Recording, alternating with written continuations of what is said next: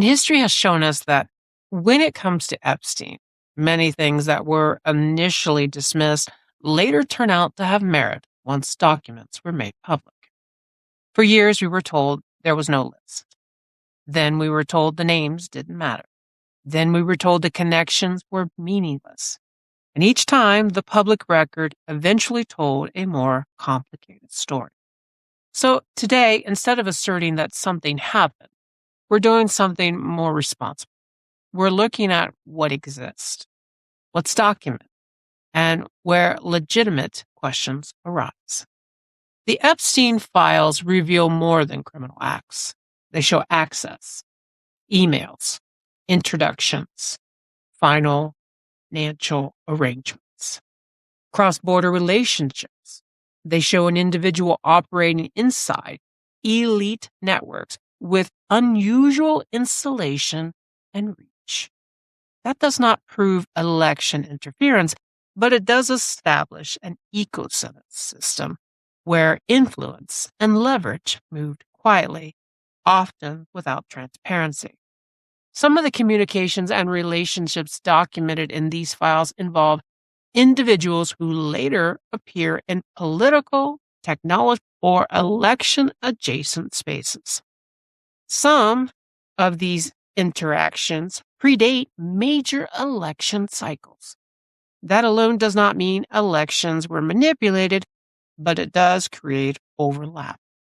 And overlap is where investigations begin. In this episode, the Epstein material is not being used to claim that an election was stolen.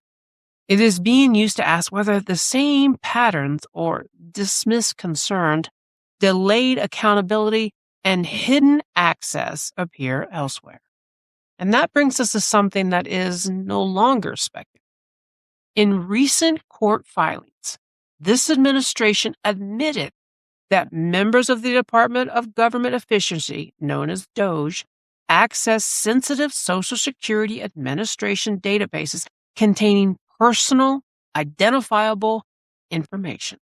The filings acknowledged that data was copied and retained, that at least one DOGE staff member signed a data agreement with a political advocacy group who stated global included overturning election results and that earlier representations to the court about data access were inaccurate. The court record also reflects that a temporary restraining order requiring DOGE access to be revoked was violated, even after the court told the order had been followed. These admissions are not social media claims. They are contained in formal filing submitted by the government itself. Now, this does not prove that the Epstein files were used to interfere with elections, but it does demonstrate that election-adjacent systems and sensitive personal data have been mishandled in documented ways by those in power.